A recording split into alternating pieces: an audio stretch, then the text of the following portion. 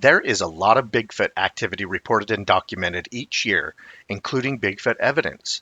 Here is an amazing Sasquatch track documented below Smith and Morehouse Reservoir near Oakley around the first part of 2024. Dustin Keyshaw writes RMSO.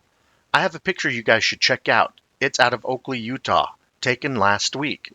This is my buddy's work property, and he knows I'm totally into Bigfoot, and this is all he sent me. I'm trying to get out on the property and do some research. I know that there has been sighting in Oakley. The footprints do point in the direction of the river that is less than 100 yards roughly. RMSO responds, we drive through Oakley all the time. We have an off-grid dry cabin on the south side of the Uintas, and when Wolf Creek Pass opens up, we drive through Oakley and Hanna to get there and back. What is the pipe used for? Does your friend have any other photos or one without his boots in the track? Dustin continues, that picture he is standing next to a Connex box. He was tripping out and couldn't believe it. Came home and showed me because he knows I want to meet Bigfoot. I asked if he had any more photos, and unfortunately, that is it. RMSO asks, do you happen to know your friend's boot size? Dustin responds, his boot is a size 10. RMSO continues, his boot would be around 12.5 inches in length and roughly 4.5 inches wide or so. If his boot heel is lined up with that track heel, that puts the track 17 to 18 inches in length. Dustin adds, he said he is guessing it was like 20 inches long or longer. RMSO continues, he was there firsthand and comparing it to his boot, so have to go off his estimate then. 20 inches. In comparison to his boot, it appears at the widest spot is around 8 inches wide. The largest and longest Bigfoot track we have ever documented in the nearby Uinta Mountains were 19 inches long and 8 inches wide. So that is one of the biggest, if it's 20 inches for the area. It's more than likely the alpha male in the area would be my guess. It's huge.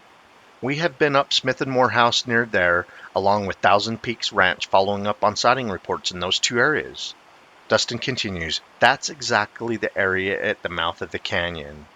RMSO, I keep telling folks they don't hibernate. I get a lot of sighting reports, photos, and videos of the creature, including Bigfoot tracks, every winter, all winter. The toes on this are in good shape, and that's a rare find. I see that the body and hill have iced up, so it's not fresh, but because the toes are still there, it's probably within 24 hours old. Dustin comes back and says, I would say that is correct. I think he is out and about all year. That's when I've heard the yells and sounds like trees being hit or falling. I hope you guys enjoyed a couple of these sighting reports that were sent to us and Bigfoot evidence, all in the northern part of Utah. Some of these places, especially the Uintas and the Wasatch Front, are Bigfoot sighting hotspots. Keep on watching. We're going to keep on squatching.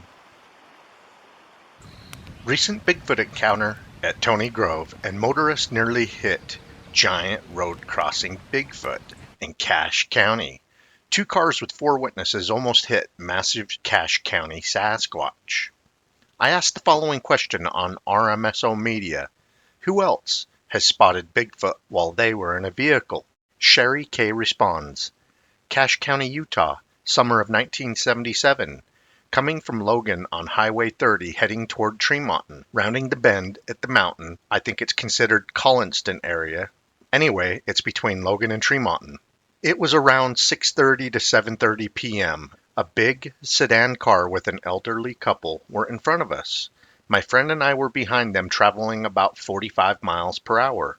As we rounded the turn at the base of the mountain, a large, white, enormous something walked across the road in front of us, hairy from top to bottom, extremely tall, long arms, whitish color, and took only 4 steps to get from one side of the road to the other.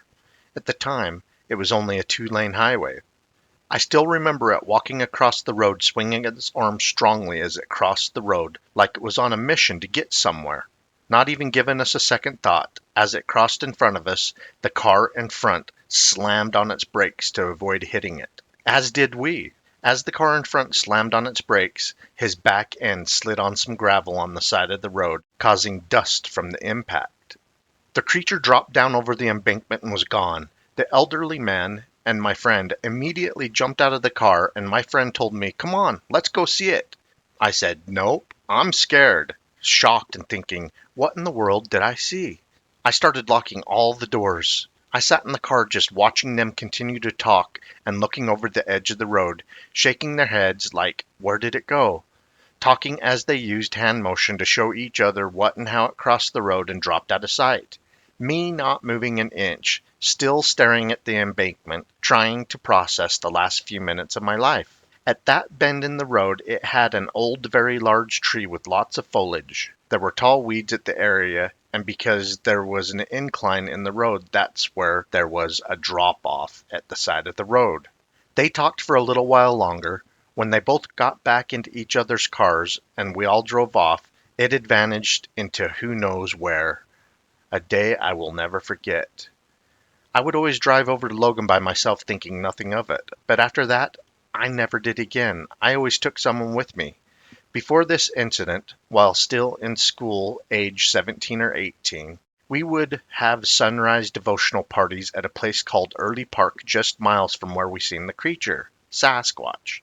While there, I always felt uneasy like someone was watching me. At different places where I remember like feeling the back of my hair on my neck standing up. It wasn't, but sure felt like it. But something was watching us. I remember as a young girl, like 6 or 7 years old, my dad took me once, close to the same area. He was talking to the man. The man had a donkey and they were both talking about stuff. And I remember the man looking at me saying, "Don't you wish you had big ears like this donkey?" and laughing. My dad and him continued to talk.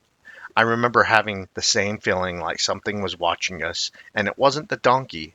I remember getting closer to my dad, not moving away from him until he left. RMSO asks, were you able to roughly estimate its height compared to the car that was in front of you?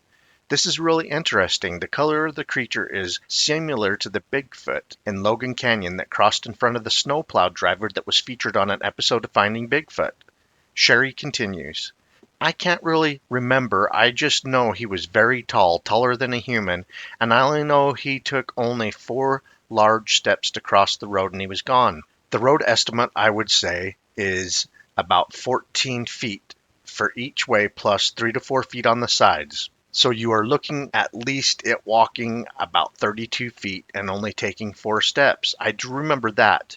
It was like, I describe it like lump, lump, lump, lump, and he was gone. His arms swinging very strongly, and his steps long strides. If I had to estimate his height, I would say 8 to 9 feet tall.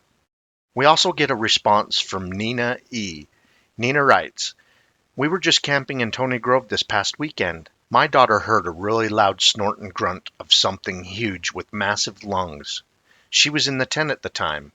A few years ago, I saw a silhouette, full moon, very bright, of a large, very large, 2-legged, upright something walk past our tent at Tony Grove. The next morning we saw footprints close to our tent. Utah tent campers scampered a truck after close encounter with Sasquatch in camp. Linda writes RMSO, my 7-year-old granddaughter and I had an experience that I will never forget out camping deep in the woods of Utah. It started pouring rain, and we were at the bottom of the tent and we were getting soaking wet. I told my granddaughter that I was going to get her up and we were going to get into the truck. As we were almost to the truck, my granddaughter says, Grandma, who's that man standing over there? I immediately looked back over my shoulder and I could not believe what I was seeing. He was up against this huge tree, and he was almost as dark as the tree. Big, really big.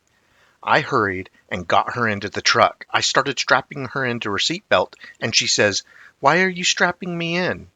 I was strapping her in because I was afraid he was going to pull her out.